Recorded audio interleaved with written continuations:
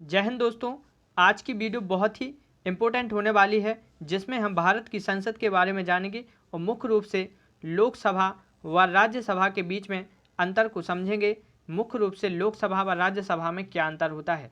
तो आइए आगे बढ़ते हैं। सबसे पहले आपको याद रखना है, भारत के संविधान में संसदीय प्रणाली को कहाँ से लिया गया है, तो ब्रिटिश संविधान से संसदीय प्रणाली को लिया गया है। अब भारत की संसद की बात की जाए तो इसे किस अनुच्छेद के अंतर्गत रखा गया है, तो अनुच्छेद 79। अब फ्रेंड्स आपको याद रखना है, याद करने के लिए सबसे अच्छा तरीका होगा कि राज्यसभा की बात की जाए तो राज्यसभा को किस अनुच्छेद में रखा गया है, तो राज्यसभा को उच्च सदन है इसलिए 80 में इससे एक नंबर आगे, और इसके बाद आता है निम्न सदन, तो इसे लोकसभा को अनुच्छेद 81 के अंतर्गत रखा गया है। आई होप सभी को क्लियर हो गया होगा। फ्रेंड्स इसके बाद आपको बात करनी है राष्ट्रपति की। तो राष्ट्रपति संसद के सत्र को बुलाता है। लोकसभा और राज्यसभा राष्ट्रपति दोनों संसद को बुला सकता है, लोकसभा और राज्यसभा। आइए आगे बढ़ते हैं। तो मुख्य रूप से आपको अंतर याद रखना है साथियों। लोकसभा को इंग्लिश में हाउस ऑफ पीपल कहते हैं, राज्यसभा को स्टेट काउंसिल कहा जाता है। मुख्य रूप से अंतर क्या है, तो ये हमने यहाँ पे विषय दिए गए हैं, विषय के अकॉर्डिंग हम पढ़ते जाएंगे। विषय है सबसे पहले उपनाम। तो लोकसभा का उपनाम क्या है, इसे निम्न सदन भी कहा जाता है और अस्थायी सदन, निम्न सदन या अस्थायी सदन कहते हैं। राज्यसभा को उच्च सदन या फिर स्थायी सदन कहते हैं, क्योंकि फ्रेंड्स आपको याद रखना है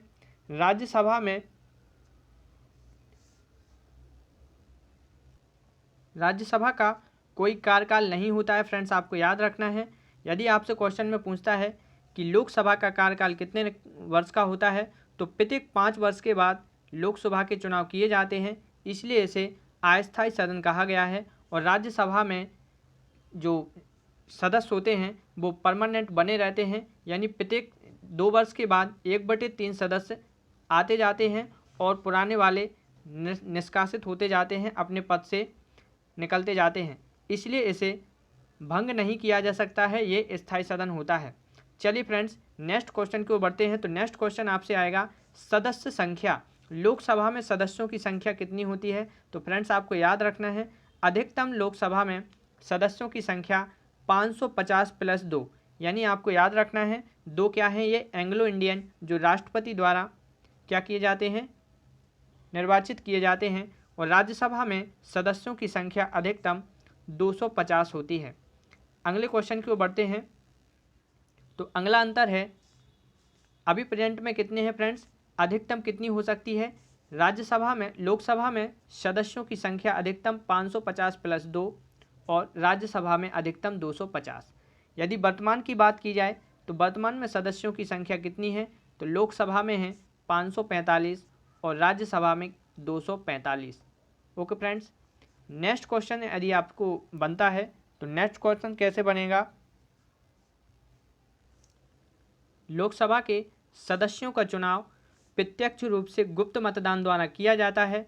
प्रत्यक्ष रूप से मतलब क्या हुआ साथियों, यहाँ पर जो सांसद होते हैं लोकसभा के वो डायरेक्ट जनता से चुन के आते हैं, जनता उनको वोट करती है, तो जनता द्वारा चुन के आते हैं, इसलिए इन्हें प्रत्यक्ष मतदान कहा जाता है।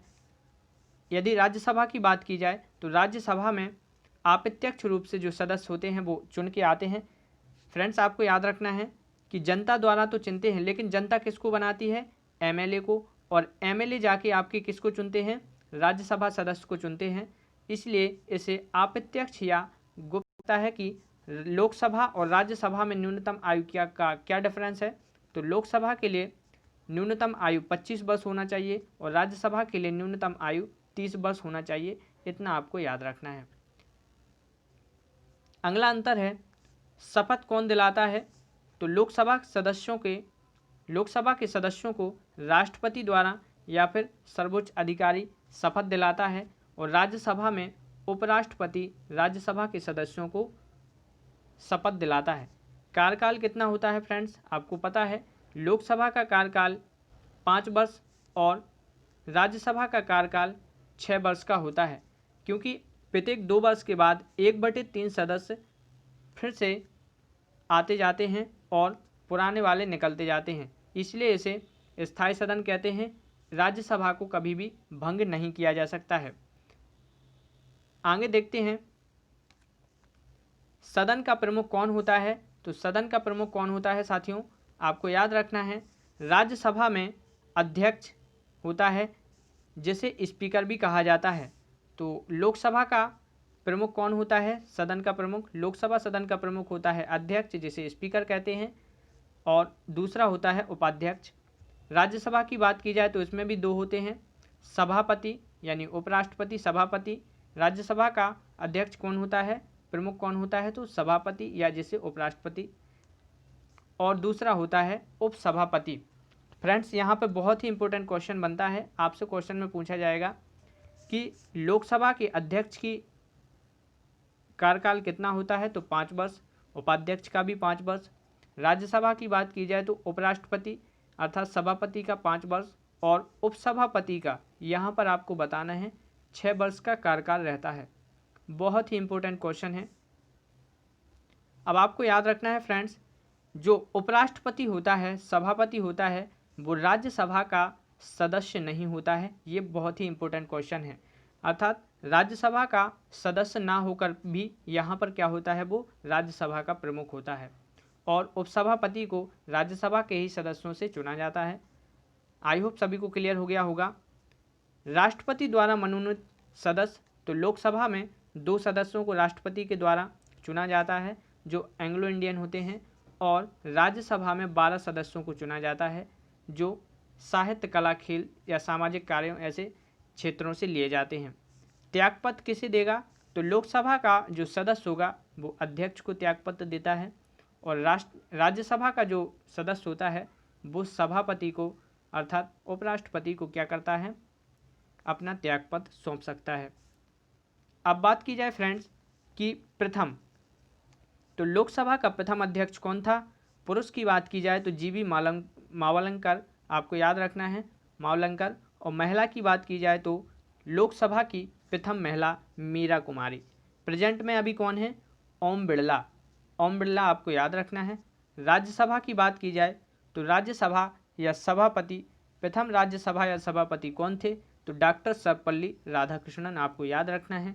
वर्तमान में कौन है, तो वेंकैया नायडू आपके राज्यसभा के अध्यक्ष हैं, वेंकैया नायडू। आइए दोस्तों, अब हम कुछ इंपॉर्टेंट क्वेश्चन कर लेते हैं जो कई बार एग्जाम में पूछे गए हैं। तो फर्स्ट क्वेश्चन है, भारत में सरकार की संसदीय प्रणाली कहाँ से ली गई है, तो ब्रिटिश संविधान से, ब्रिटिश संविधान से। नेक्स्ट क्वेश्चन है, भारतीय संसद के अपर हाउस को किस नाम से जाना जाता है, तो भारतीय संसद के अपर हाउस को राज्यसभा कहा जाता है। राज्यसभा को भंग किया जा सकता है किसके द्वारा, कभी राज्यसभा को कभी भी भंग नहीं किया जा सकता है। नेक्स्ट क्वेश्चन को बढ़ते हैं, क्वेश्चन नंबर 4 है, भारतीय संसद के संयुक्त सत्र की अध्यक्षता कौन करता है, तो लोकसभा का अध्यक्ष। भारत के संयुक्त सत्र की अध्यक्षता कौन करता है, लोकसभा का अध्यक्ष। राज्यसभा के न्यूनतम आयु कितनी होती है, तो राज्यसभा के लिए न्यूनतम आयु साथियों आपको पता है ये उच्च सदन है इसलिए 30 वर्ष। संसद की लोकसभा समिति का अध्यक्ष कौन होता है, तो आपको याद रखना है लोकसभा के अध्यक्ष। यहाँ पर आपको याद रखना है संसद की लोकसभा समिति का अध्यक्ष किसके द्वारा नियुक्त किया जाता है, तो लोकसभा के अध्यक्ष द्वारा। नेक्स्ट क्वेश्चन आपका है क्वेश्चन नंबर 7, भारतीय संसद में लोकसभा समिति का अध्यक्ष कौन होता है, तो विपक्षी दल का नेता। बहुत ही इंपॉर्टेंट क्वेश्चन है। विपक्षी दल का नेता लोक लेखा समिति का अध्यक्ष होता है।